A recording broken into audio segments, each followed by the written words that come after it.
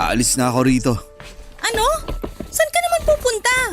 Hindi mo na kailangang malaman pa kung saan ako pupunta. Kailan ka naman babalik? Hindi mo yata naiintindihan yung sinabi ko. Aalis na ako. Hindi na ako babalik dito. Anong sabi mo? Paano si Sally? Iiwan mo siya sa akin? Bahala ka na sa kanya. Kung gusto mo siyang ipampon mo siya. Wala na akong pakialam. Anong walang pakialam? Anak mo yun, Gilbert. Paano mo nasasabi ang bagay na yan? Hindi ko ginustong magkaanak. Alam mo yun. Aksidente lang yung nangyari. Ngayon, kung gusto mong alagaan yung bata, edi alagaan mo. Kung ayaw mo, ibenta mo na lang. Naririnig mo ba yung sinasabi mo? Oo, at malinaw yung mga sinabi ko. Tapos na tayo, Melba. At sa'yo na yung bata kung gusto mo. Paano mo nagagawa to? Dahil ba sa babae mo? Siya bang nagutos na iwan mo kami kaya ka nagkakaganito? Huwag mong idamay dito si Rita. Ako ang nagdesisyon na sumama sa kanya. Wala siyang kinalaman dito. Ah, talaga? Paano wala siyang kinalaman dito? Siya ang dahilan kung bakit mo kami iiwan ng anak mo. Hindi siya ang dahilan kung bakit ako aalis. Ano? Anong dahilan? Sabihin mo sa akin. Kasi ayoko na sa'yo. Ganun lang kasimple yun. Hindi na kita gusto. Sawa na ako sa buhay na meron tayo. Gusto kong magsimula ulit. Dahil hindi naging maganda ang buhay ko sa'yo. Ang kapal ng mukha mo. Grabe ka, Gilbert. Iniwan ko lahat para sa'yo. Nasira ang pangalan ko dahil sa'yo. Pinaglabang kita sa pamilya ko tapos ganitong gagawin mo sa akin. Kasalanan mo na yun. Masyado ka nagpabulag sa pag-ibig, Melba. Sa susunod, huwag mong ibigay ang lahat sa isang tao para kapag iniwan ka, may matitira para sa'yo. Hayop ka! Anong klaseng lalaki ka? Hindi ka na nahiya sa pinaggagawa mo. Kanino naman ako mahihiya? Sa'yo? Wala ka namang ambag sa buhay ko eh. Hayop ka talaga. Tigilan mo nga ako. Hiya ka! Walang hiya ka! Pareho lang tayong walang hiya. Huwag kang magmalinis. Dahil pareho lang tayong makasalanan. Sige, umalis ka! Iwan mo ako, iwan ko rin si Sally! Sabi ko nga sa'yo, ikaw na ang bahala sa batang yun. Kung gusto mo siyang iwan mag-isa, bahala ka. Gilbert, 2 taong gulang lang yung anak mo. Paano mo nagagawa to? Pasensya na, pero kahit anong sabihin mo, hindi na magbabago ang isip ko. Maiwan na kita. Sandali, Gilbert! Sandali lang! Ano? Parang awa mo na, huwag mo kaming iwan. Hindi ko alam kung paano kami mabubuhay nang wala ka. Please, huwag ka nang umalis. Nagmamakaawa ako sa'yo, dito ka na lang. Huwag kang lumuhod dyan. Kahit paluran mo ako, aalis pa rin ako. Kaya maawa ka sa sarili mo. Isipin mo naman yung anak mo. Wala siyang magiging ama. Hayaan mo na lang ba yun? Wala din akong amang kinalakihan. Kaya siguradong kakayanin din niyang mabuhay ng walang tatay. Alis na ako. Huwag mo na akong habulin. Gilbert! Sandali lang! Gilbert! Walang iya ka! Karmahin sana kayong dalawa!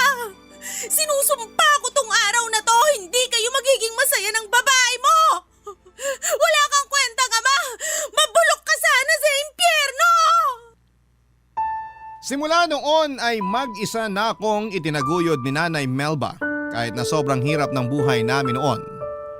Pagtungtong ko ng edad na 8 ay nagkaroon ng live-in partner si Nanay, isang construction worker. Na nung una ay mabait pero sakalang lumabas ang totoong ugali nito noong nalulong na siya sa sugal. Naging mapanakit ang boyfriend ni Nanay lalo na tuwing lasing ito.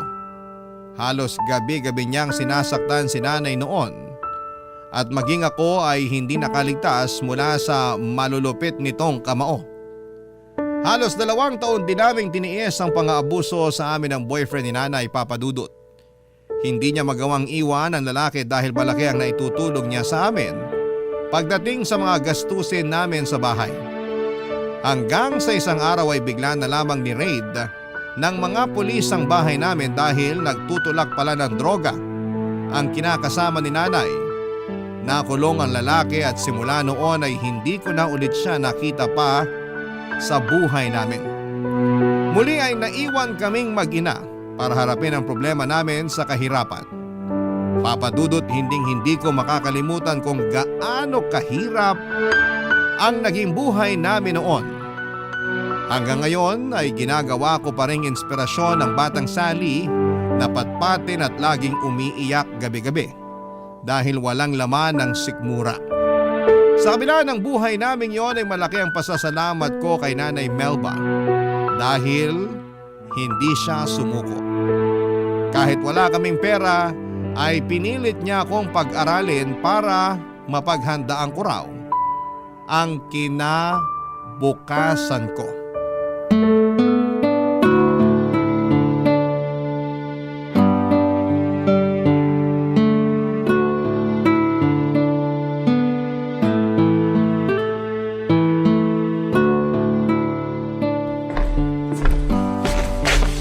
Anak, Sally, nandyan ka ba? Opo, nandito po ako. Bakit po, Nay? Isukat mo tong uniform mo. Parang hindi na yata kasya sa'yo ah. Hindi na po talaga kasya yan, Nay. Last year pa yan hindi kasya eh. Last year pa ba hindi kasya? Ba't hindi mo sinabi sa akin? Sinabi ko naman po sa inyo noon eh, kaso sabi nyo wala pa tayong pambili. Kaya antayin ko na lang matapos yung pasukan para makabili tayo ng bago kapag grade 4 na ako. Ganun ba? O siya sige, gagawa natin yan ng paraan. Ang tanong, meron na po ba kayong pambili ng bago kong uniform? Siyempre naman, may naitabi akong pera dyan para sa uniforme mo. Yung totoo po, Nay. Wala na nga tayong pambili ng bigas eh. Uniform pa kaya? Wala ka bang tiwala sa nanay mo? Hayaan mo, bukas na bukas, may uniform ka na. Nay, 10 years old na po ako. Alam ko na po na mahirap lang tayo. Alam kong wala tayong pera na pambili ng bagong uniform. Kaya wag niyo nang itago sa akin yung sitwasyon natin. Mahirap tayo, oo. Totoo yon. Pero hindi ibig sabihin no na hindi ko na kayang ibigay yung mga pangangailangan mo. Magtiwala ka sa akin, mabibigyan kita ng bagong uniform bago magsimula ang pasukan.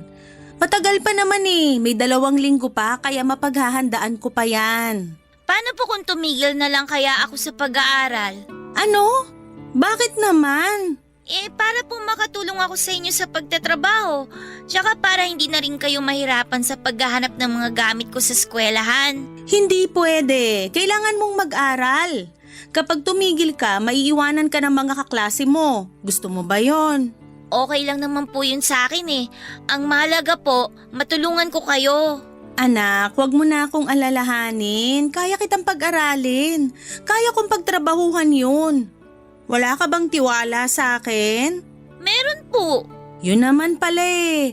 Wag mo nang problemahin ang pag-aaral mo. Ako nang bahala dyan. Alam mo ba na edukasyon ang isa sa mga pinakamahalagang sandata na pwedeng magkaroon ng isang tao? Bakit naman po?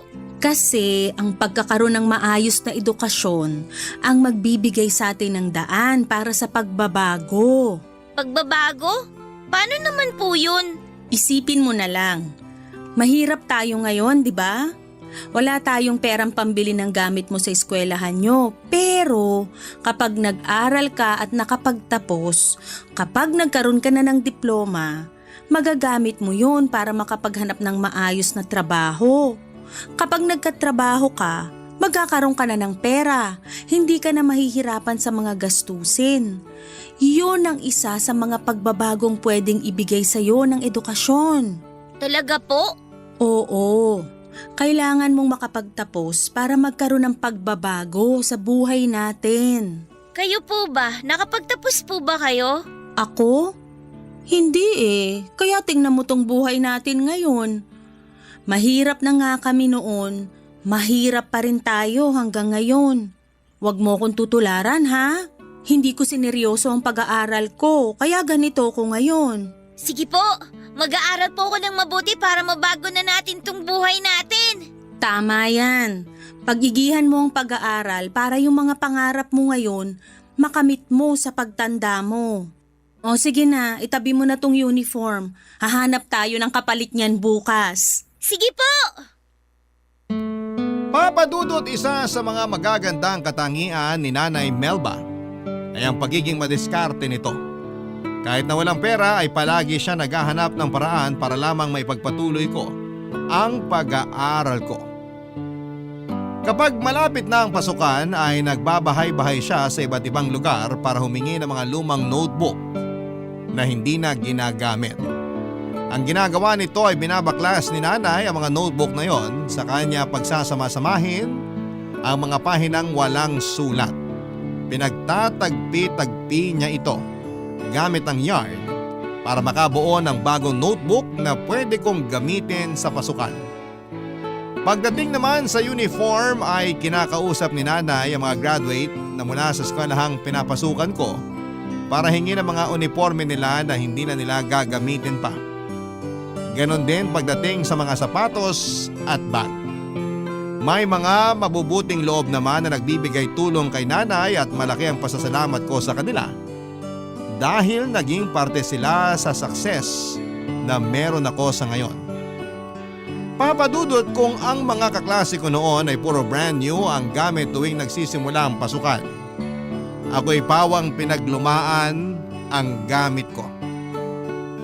Ganon pa man ay hindi ko ito kinakahiya dahil alam ko sa sarili ko na ang mga suot at gamit ko sa eskwela, hindi man bago ay pinaghirapan ito ni Nanay Melba ko. Kahit walang baon, kahit walang laman ng tiyan, kahit nanginginig na ako noon dahil sa gutom ay hindi ako tumigil sa pag-aaral. Si Nanay Papadudot ang naging motivation ko para magseryoso sa eskwela. Dahil gusto kong balang araw ako naman ang gagawa ng mga sakripisyo para sa kanya, Papa Dudut. Barangay Love Stories. Barangay Love Stories. Top student ako noong nag-aaral pa lamang ako, Papa Dudut. Isa yon sa mga bagay na ikinaka-proud ko dahil sa kabila ng kahirapan namin noon, ay hindi yon naging hadlang sa paghahangad ko ng maayos na edukasyon. Sa katunayan ay lumalaban pa ako noon sa mga school contest sa iba't ibang lugar pagdating sa math, science at maging sa journalism. Paborito ako ng mga teachers ko noon dahil masipag akong bata. Teachers pet nga ang tawag nila sa akin noon. Lagi kasi akong inuutusan ng mga teachers ko na magtinda ng merienda, maglinis ng classroom, bumili ng pagkain at kung ano-ano pa. Kapalit noon ay nakakalibre ako ng merienda at minsan ay inaabutan din nila ako ng kaunting pera. Payakman na maituturing ang pamumuhay namin noon ni Nanay Melba. Masasabi kong masaya pa rin naman ang naging kabataan ko. Kapag walang pasok ay tinutulungan ko si Nanay na magbenta ng gulay. Pagsabit naman ng hapon ay nangangalakal kami. Kada weekends naman ay tumatanggap si Nanay ng labada at naging bonding time na namin noon ang pagkusot ng mga damit. Ambisyosa akong tao, Papa Dudut, at yon ang nag-push sa akin para abutin ang mga pinapangarap ko sa buhay. Lahat ng pwedeng pagkakitaan ng isang bata ay pinasok ko na sa kagustuhang makatulong kay Nanay. Alam ko kasing hirap na siya noon. May mga gabi na kung kailan akala niya ay tulog na ako, lagi ko siyang napapakinggan na humihikbi dahil na rin siguro sa pagod at hirap ng buhay. Bilang isang anak ay ginawa ko na ang lahat para kahit papaano ay mabawasan ang pasang problema ng nanay ko.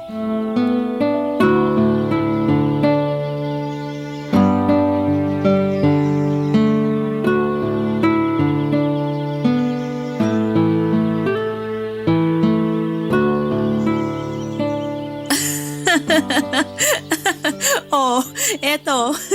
Hulaan mo kung ano tong anino na ginagawa ng mga daliri ko. Ano po yan? Hindi ko po masyado makita eh. Tapat niyo po yung kamay niyo sa may kandila para mahulaan ko. Oh, ayan. Nilalapit ko na. Nakikita mo na ba kung ano yan? Dinosaur? Hindi. Ano po yan? Aso! Ayan yung tenga oh. Tapos itong hindi liit ko yung dila. Parang hindi naman po aso yan eh. Nay, Nay, bakit po pala hindi na bumalik yung kuryente natin? Ayaw na tayong pakabitin ng kapitbahay natin eh. May nanghuhuli na raw kasi. Hayaan mo, kapag nakapag-ipon ako ng pera, magpapakabit ako ng sarili nating kuryente. Eh, paano po ako makakagawa ng assignment niyan? Dito ka na muna sa may kandila. Maliwanag naman eh. Kapag po ako lumaki na tapos nagkatrabaho, magpapakabit po ako ng maraming ilaw dito sa bahay para po maliwanag. Aba, magastos yun sa kuryente. Kahit na po. Nakakatakot kasi kapag madilim eh. Baka po mamaya may sumilip na multo dyan sa may bintana. Naku, tinatakot mo lang sarili mo. Hindi naman totoo ang multo eh. Basta yun po ang bibiling ko kapag may trabaho na po ako. Iba ka rin ano? Ano pa? Ano pa yung mga pangarap mo na gusto mong gawin pagtanda mo? Marami po. Kapag po may sarili na tayong bahay, gusto ko po magpagawa ng swimming pool. Tapos po, gusto ko rin bumili ng relo. Yung pong katulad sa kaklase ko, yung relo po na may calculator. Calculator? Bakit mo naman kailangan ng calculator? Eh magaling ka naman sa math. Eh basta po, ang ganda po kasi nun eh. Ano pa? Anong trabaho naman ang gusto mong gawin? Kapag nakapag-college ka na, anong kurso yung kukunin mo? Gusto ko po doktor. Doktor? Bakit naman yun ang napili mo? Eh kasi po, gusto ko pong tumulong sa mahihirap na hindi po kayang magpa-ospital. Di po ba yung anak ng kapitbahay natin namatay daw po kasi ayaw po nilang itakbo sa ospital kasi daw wala po silang pambayad. Oo. Nagkaroon ng pneumonia yung bata tapos ayaw ipagamot sa ospital kasi malaki daw yung sinisingil. Kaya sa bahay na lang siya ginamot. Mga ganong tao po yung mga gusto kong tulungan, Nay. Yung mga tulad natin na mahihirap lang. Ang bait mo namang bata. Iniisip mo pa talaga yung makakatulong sa iba. Mabuti yan. Basta pag-igihan mo lang ang pag-aaral mo, magiging mabuti at magaling na doktor ka rin paglaki mo. Eh kayo po, Nay, ano po bang pangarap nyo nung bata kayo? Ako? Gusto kong maging teacher noon pero dahil nga hindi ko natapos yung pag-aaral ko, hindi ko naabot yung pangarap kong yun. Sayang naman po. Maliban sa maging teacher, ano pa po yung pangarap nyo noon? Ano pa nga ba? Wala naman na. Ang gusto ko lang naman talaga noon magkaroon ng masaya at tahimik na pamilya. Yung kahit hindi mayaman pero hindi naman naghihirap na tulad natin ngayon. Basta yung simpleng pamilya lang, buo, masaya, tahimik, puno ng pagmamahal. Ganun lang kasimple yung pangarap ko noon. Ako na lang po ang bubuo ng pangarap nyong yan, Nay. Ako po yung magbibigay sa inyo ng masayang pamilya. Kapag po nakaahon na tayo sa hirap, gagawin po natin lahat ang gusto nating gawin para po maging masaya tayo kahit po dalawa lang tayo. Talaga ba? Oo naman po! Kaya katulad po ng sinabi nyo, pagbubutihin ko po talaga yung pag-aaral ko po para sa inyo. Maganda yan. Sana patuloy kang bigyan ng inspirasyon ng mga pangarap mong yan. Basta magtiwala ka lang sa Panginoon. Maaabot din natin ang mga nais natin pagdating ng panahon. Papadudot marahil noon ang mga pangarap ko noong bata pa lamang ako ay parang napaka-imposibleng mangyari. Masyadong matayog. Ang mga kahilingan ko sa buhay na mahirap kamtin, lalo na sa estado namin noon pero hindi ko ginawang hadlang ang kahirapan para abutin ang mga pangarap na yon. Papadudot kong mahirap na ang buhay namin noon. Mas humirap pa ang mundo namin nung patuloy na sinubok ang tatag naming mag-ina. 15 years old ako noon nung biglang dinapuan ng malubhang sakit si Nanay Melba. Nagsimula ang lahat sa isang simpleng ubo at akala namin ay simpleng lagnat lang ang dumapo kay Nanay dahil maulan noon at ilang beses naulanan si Nanay. Pero ang ubong yon ay hindi na naalis-alis pa. Sa halip kasi na bumili ng gamot ay mas pinili na lamang ni Nanay na gastusin ang kakarampot nitong pera sa pagkain. Hanggang ang ubo nito ay lumala ng lumala.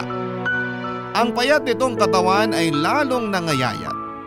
Bumagsak ang katawan nito pero kahit na ganoon ay hindi tumigil si nanay.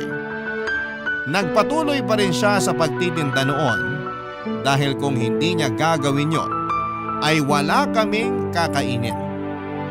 Dumating noon sa punto na maging ako ay nahawa na rin sa sakit ni nanay. Mas malala ang dumapo sa aking sakit dahil munti ko na itong kinamatay noon. Tuwing inuubo ako ay may kasama na itong dugo at bigla ring tumaas ang lagnat ko kaya nagmamadali akong tinakbo ng nanay ko sa pinakamalapit na center. Pero ang center na pinuntahan namin ay walang nagawa sa sakit ko dahil sobrang lala na nito. No choice sila kundi ang ipadala ako sa isang public hospital. Wala na akong masyadong maalala ng time na yon, Papa Dudut, dahil akala ko noon ay mawawala na ako. Sobrang sakit ng dibdib ko tuwing humihinga ako. Hindi rin ako natigil sa pag-ubo hanggang sa sumakit na ang lalamunan ko sa kakaubo. Parang umiikot na ang buong mundo ko noon dahil sa taas ng lagnat ko.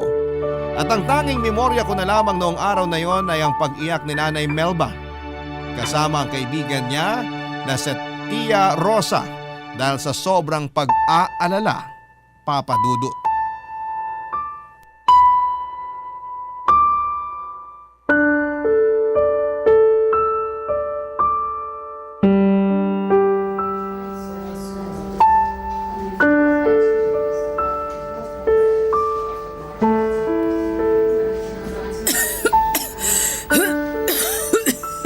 Melba, ikaw rin. Magpatingin ka na kaya. Malala na rin yung lagay mo, oh. Hindi na. Kaya ko na to. Kung pati ako ay magpapa-ospital, hindi ko na alam kung saan ako kukuha ng pambayad. Kanina pa nga ako hindi mapakali kung saan ako kukuha ng pera para dito eh. May naitatabi ka ba dyan na pwedeng mahiram? Naku, wala eh. Ako rin naman maraming bayarin ngayon. Walang-wala rin ako ngayon eh. Ganun ba? Paano na kaya to? Huwag mo nang problemahin yon.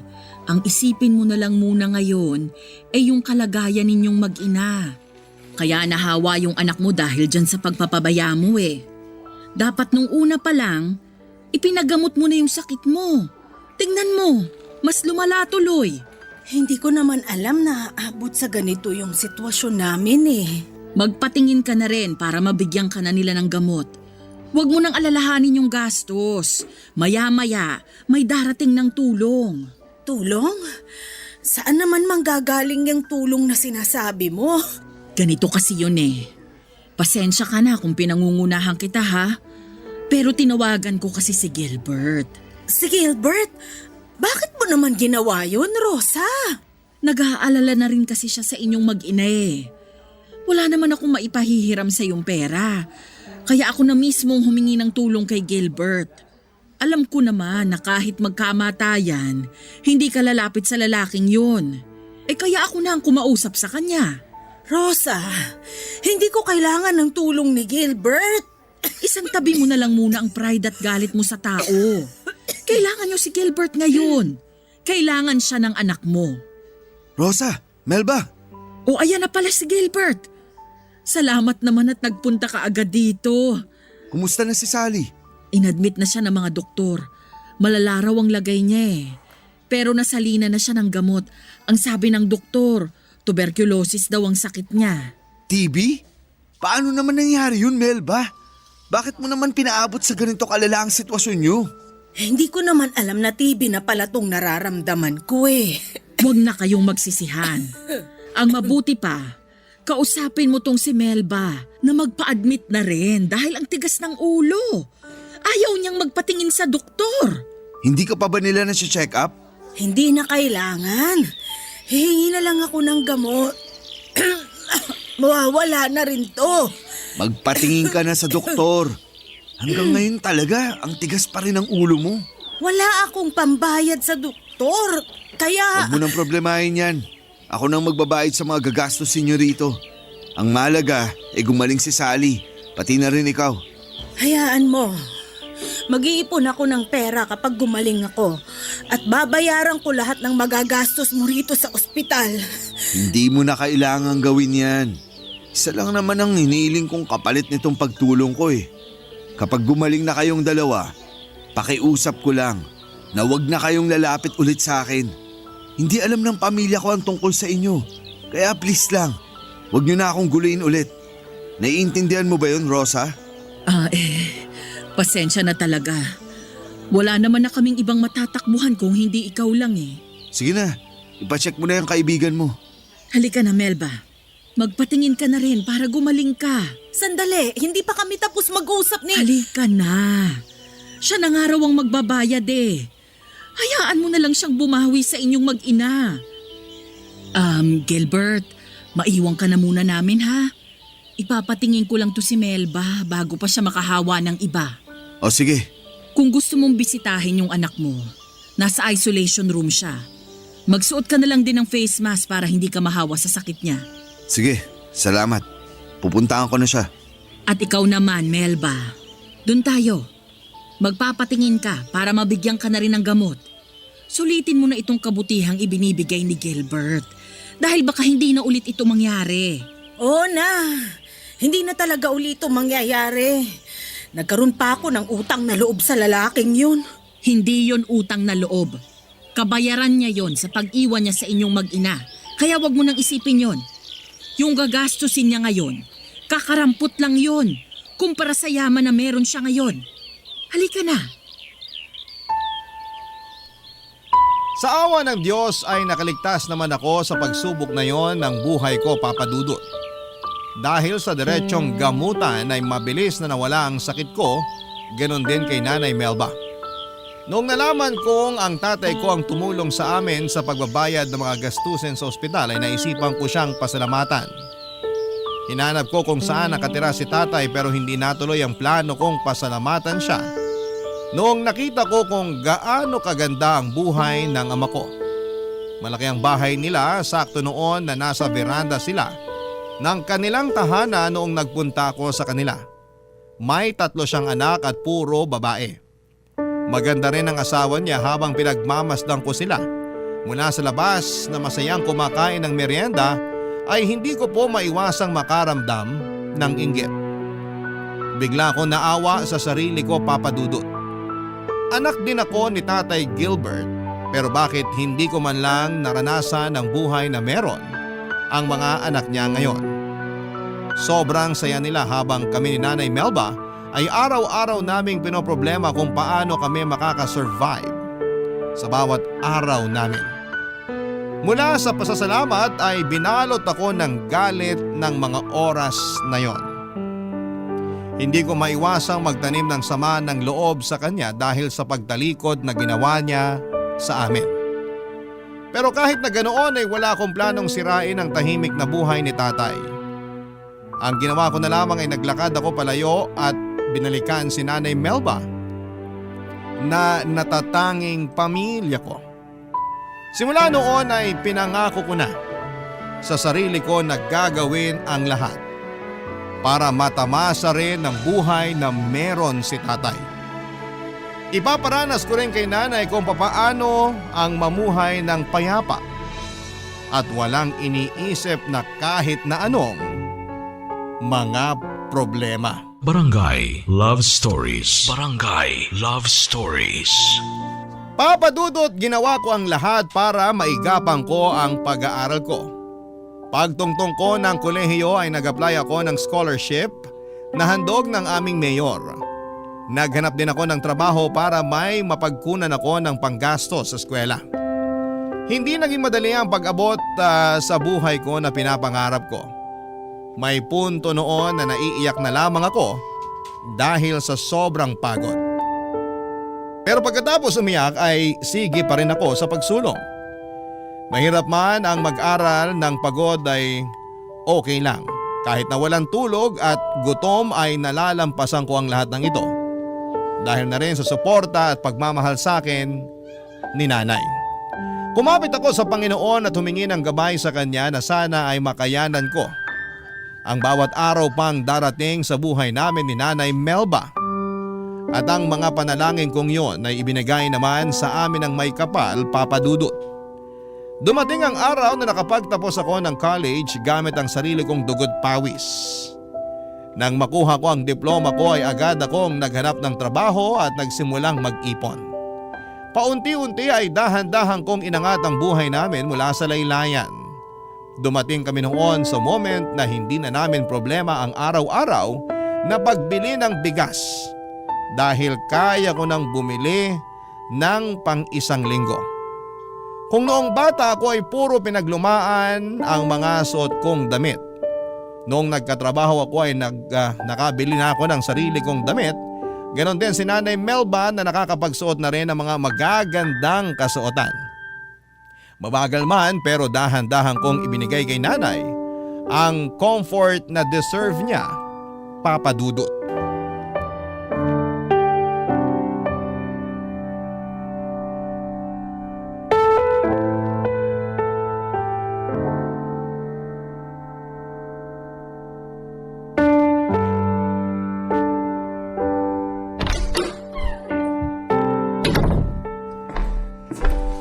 Anak, Happy birthday, nanay ko!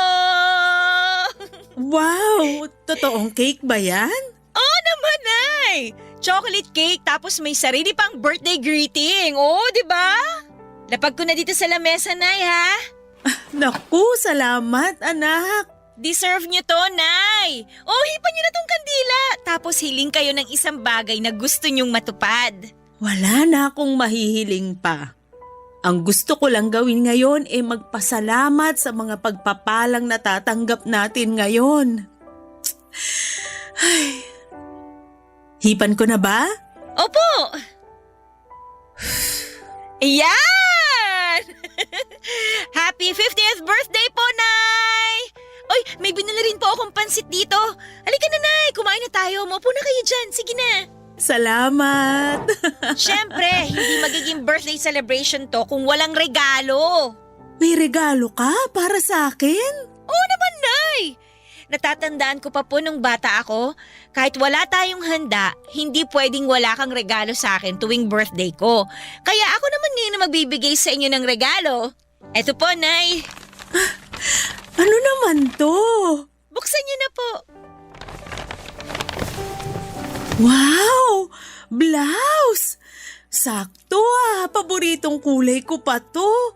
Yellow na floral. Salamat talaga dito, anak ha. Kayo po ang dapat kong pasalamatan, Nay. Kasi kung hindi dahil sa inyo, hindi naman natin maaabot kung ano man ang meron tayo ngayon. Hindi niyo ako pinabayaan noon, kaya ako naman ngayon ang magbabalik ng lahat ng sakripisyo na ginawa niyo para sa akin. Sinong mag-aakala, no? Naaabot din pala tayo sa ganitong klase ng buhay. Akala ko nun mamamatay na lang akong mahirap eh. Siyempre, hindi ko po hahayaan yun, Nay. Hindi ba't nangako nga po ako sa inyo na ako ang aabot ng pangarap ninyo? Ito na po yun. Unti-unti na nating naaabot yung mga pangarap na yun. Wala pa tayo sa buhay na talagang gusto natin, pero at least ramdam naman natin na malapit na tayo sa rurok. Konting tiis pa, Nay. Magiging maayos din ang buhay natin. Sa totoo lang, masaya na ako sa ganito eh. Maayos na ang tirahan natin, may ilaw na tayo, may gamit. Hindi na tayo namumroblema sa pagkain. Doon pa lang, sobrang nagpapasalamat na ako sa mga biyayang to. Hindi pa yan sapat, Nay. Mas pag-iigihan ko pa po ang pagtatrabaho dahil kulang pa to sa lahat ng paghihirap na ginawa ninyo noon. Gusto ko na magbuhay donya kayo. Gusto ko magsuot kayo ng mga mamahaling alahas. Gusto ko na tiles na sahig na nga apakan ninyo. Yun ang gusto kong buhay na matamasa ninyo, Nay. Salamat, anak. Pero wag naman laging ako. Isipin mo rin ang sarili mo. Mas matutuwa ako kapag sarili mo ang inuna mo kaysa sa akin. Huwag niyo na po akong problemahin, Nay. Napagbibigyan ko pa rin naman ng sarili ko kahit papano eh. Yung nakikita ko pa lang na nakakapagbalik na ako sa inyo ng mga bagay na ikinakatuwa ninyo, okay na po ako doon. Salamat, anak. Salamat din sa Diyos sa lahat ng magagandang bagay na nangyayari sa atin ngayon. Sige na po, Nay, kumain na tayo. Sige, ano pa ba tong mga binili mong pagkain? Ayan po, pansit gisado. Paborito niyo yan, di ba? Tapos may in-order din po akong maha blanca sa kapitbahay natin. Naku, sarap naman nito. Papadudo taon ng lumipas ay pinasok ko ang pagnenegosyo. Pagkatapos ng trabaho ko sa umaga ay naisipan ko magtinda ng mga inihaw at prinitong ulam sa labas ng bahay namin tuwing gabi.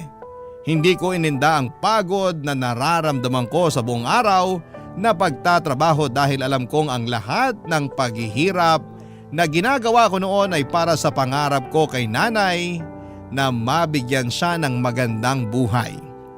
Marami ako naging customer sa maliit na business na pinatayo ko, Papa Dudut. Sa pamamagitan noon ay nadagdagan pa ang ipon ko hanggang sa nakalipat kami ni nanay sa mas maayos na bahay. Hindi naglaon ay nakapagpundar na rin po ako ng ilang appliances tulad ng maliit na ref, electric fan at pati na rin gas stove. Kahit na hindi pa ganoong kalaki ang sweldo at income na nakukuha ko noon ay hindi ako nakalimot sa pinanggalingan ko. Kung ano ang ginawa sa amin ng mga mabubuting tao noon na tumulong sa amin ay ginawa ko rin yon nang umayos ang buhay namin. Nagdo-donate ako sa simbahan ng maliit na halaga ng pera at tumutulong din ako sa mga kabataang kapuspalad hanggang sa isang karinderyang naisipan kong ipatayo. Nagtulungan kami ni nanay para buhayin ito at hanggang sa nag-boom na nga ang kainan namin dahil malapit lang kami sa eskwelahan. Karaniwan sa mga suki namin ay mga college students at may ilan din na trabahador na nagbo-boarding malapit lang sa amin. Damang-dama ko noon ang tagumpay na matagal ko nang pinapangarap. Taon ang hinintay namin bago ko natamasa ang mga pangarap ko noong bata pa lamang ako. Pero kung kailan unti-unti na namin itong naaabot ay isang trahedya naman ang nangyari sa buhay namin. Nang mabangga ng pampasaherong jeep ang sinasakyan naming tricycle. Pauwi na kami galing palengke noon nang bungguin ng isang jeep ang sinasakyan namin ni Nanay Melba. Galos lang ang tinamo ko matapos akong yakapin ni Nanay.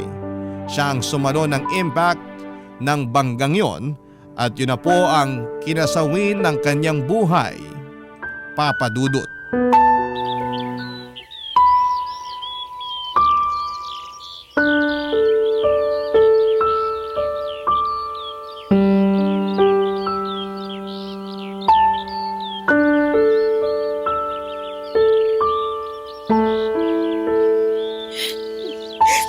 Sally, Tiang Rosa, wala na po si nanay.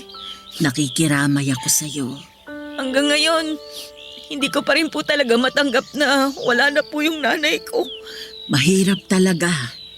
Kailanman hindi natin matatanggap ang maagang pagkawala ng mahal natin sa buhay. Pero kung yun talaga ang kapalaran ng isang tao, wala na tayong magagawa pa dun. Ang dami ko pa pong pangarap para sa kanya eh. Hindi pa namin naaabot yung estado na ipinangako ko po sa kanya.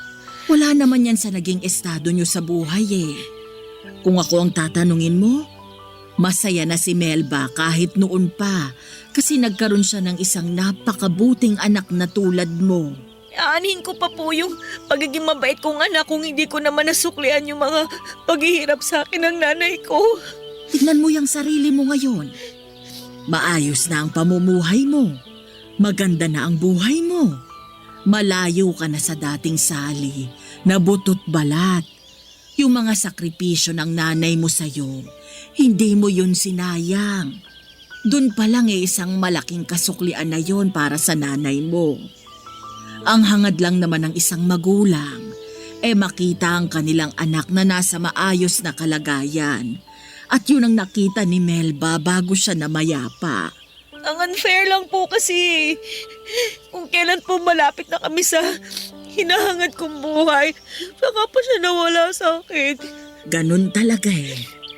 Hindi atin tong buhay na meron tayo. Hiram lang to sa Diyos. At kapag oras ng bawiin, wala na tayong magagawa. Nakakalungkot lang din talaga kasi Napakabait na tao ni Melba. Alam mo ba ang kwento kung papaano kami naging magkaibigan? Hindi po. Basta ang alam ko, magkaibigan na po kayo noon pa eh. Wala ka pa noon sa buhay ni Melba. Matalik na talaga kaming magkaibigan. Tindera rin ako noon. Magkatabi lang kami sa pwesto ng nanay mo. Ako ang naging witness ng naging pag-iibigan nila Melba at ng tatay mong si Gilbert. Ano po bang nangyari sa kanilang dalawa? Bakit po sila nagkahiwalay? Ang totoo niyan, hindi ko rin alam. Basta ang sabi sa akin ni Melba, mas ginustong sumama ni Gilbert sa babae niya. Isa ako sa mga nakakita kung papaano iniwan ng tatay mo si Melba. Halos lumuhod nga siya noon sa pagmamakaawa eh. Pero wala. Matigas yung tatay mo. Iniwan pa rin kayo. Simula noon, ako na yung naging sandala ng nanay mo. Sabi nga niya sa akin noon, karma na niya siguro yung nangyari. Karma? Bakit naman po karma? Kasi maging siya, ay teka, hindi mo pa pala alam tong kwento na to. Hayaan mo na lang, huwag mo nang isipin yung mga sinabi ko. Hindi, sige po, tuloy niyo lang po. Karma? Bakit naman po kakarmahin si nanay? Paano ba to? Baka multuhin ako ng nanay mo kapag sinabi ko sa'yo to eh. Siyang Rosa, sabihin niyo na po. Nasimulan niyo na pong ikwento eh. Pero huwag kang magagalit sa nanay mo kapag nalaman mo ang totoo ha? Ano po ba kasi yun? Bakit naman po ako magagalit kay nanay? Kasi ang totoo niyan, kabit rin ni Gilbert si Melba. Ano po? Kabit po si nanay? May asawa si Gilbert noon, si Salome. Siya ang totoong nanay mo, Sally. At hindi si Melba. Ha? Paano po nangyari yon? Sinasabi niyo po ba na hindi ko totoong nanay si Nanay Melba? Ganito kasi yung nangyari. Si Gilbert at si Salome, nagkaroon sila ng anak. Ikaw yon. Pero nung mga panahong yon, kinakasama na rin ni Gilbert si Melba. Saktong kapapanganak mo lang noon nung nalaman ni Salome ang totoo. Na-depress siya, dulot na rin siguro ng postpartum depression. Bigla na lang siyang tumalon mula sa ika-6 na palapag ng inuupahan yung bahay noon. Nung namatay si Salome, kinuha ka ni Gilbert at inako ka na ni Melba bilang totoong anak. Hanggang sa iniwan kayo ng tatay mo. Simula noon, si Melba na ang tumayong ina mo. Totoo po bang sinasabi niyo? Alam kong mahirap paniwalaan. Pero yun nga ang nangyari. Kung gusto mong kumpirmahin tong mga sinabi ko sa'yo, pwede mong itanong sa tatay mo. Hindi ko totoong nanay si Nanay Melba? Maaaring hindi nga kayo totoong magkadugo. Pero nanay mo pa rin siya at hindi na yun mapapalitan pa. Sally, huwag ka sanang magalit sa nanay mo ha. Hindi po. Hindi po ako galit kay nanay. Nagulat lang po ako sa mga nalaman ko. Pwede po bang iwan niyo na lang po muna ako? Gusto ko na lang po muna sanang mapag-isa. O sige, doon na lang muna ako sa labas. Sa totoo lang, Papa Dudut, ay hirap akong paniwalaan noon ang mga nalaman kong katotohanan mula kay Tiang Rosa. Pero pinatutuo ito ni Tatay Gilbert nung dumalaw siya sa huling gabi ng burol ni Nanay Melba. Humingi ng tawad sa akin si Tatay sa mga nagawa niyang kasalanan sa amin ni Nanay. Willing daw siyang magpakaama sa akin ngayong wala na si Nanay Melba. Pinatawad ko naman po si Tatay sa ginawa niyang pang-iwan sa amin, pero kasabay noon ay hiniling ko rin sa kanya na huwag na siyang magpapakita pa sa akin kailanman. Masyado nang huli ang desisyon niyang magpakaama sa akin. Isang tao lang ang itinuring kong magulang sa buong buhay ko at yon ay si Nanay Melba lamang. Siguro totoo nga nakabit si Nanay Melba. Isa siya sa mga sumira sa pagsasama ng totoong magulang ko, pero ang makasalanang pag-ibig na yon, na nangyari noon ay matagal nang pinagdusahan ni nanay. Bumawi siya sa pamamagitan ng pagkupkop at pagpapalaki sa akin kahit na hindi naman niya ako totoong anak at sapat na yon sa akin bilang kapatawaran. Pagkatapos ilibing ni Nanay Melba at ipinagpatuloy ko ang mga nasimulang kong pangarap. Mula sa maliit na karinderya ay nagpatayo ako ng sarili kong Japanese restaurant matapos akong kumuha ng kurso sa cooking. Ang negosyo kong yon ay umusbong hanggang sa nagkaroon po ito ng isa pang franchise. Hindi naglaon ay nakapagpatayo po ako ng sariling bahay na mas malaki pa sa bahay ng tatay ko. Lahat ng bagay nang gusto kong makuha noong bata ako ay abot kamay ko na. Ang mga pangarap ko noon na sa panaginip lang natutupad ay naabot ko na. Nakakalungkot lang na hindi na ito natamasa pa ni Nanay Melba na siyang pangunahing rason kung bakit ako naghirap na abutin ang mga pangarap na yon. Papa Dudut, dito na po nagwawakas ang storya ko. Maraming salamat po sa inyo. Ang inyong forever kapuso at kabarangay, Sally. Barangay Love Stories. Barangay Love Stories. Napakasakit na nangyari kay letter sender. Pero buti sa uli, naging maayos pa rin ang buhay niya. Anong say mo sa Barangay Love Stories na ito? Pagkwentuhan natin sa comment section yan. Nagustuhan ng iyong napakinggan? Ituloy yan via live stream sa www.gmanetwork.com/radio. Barangay LS 97.1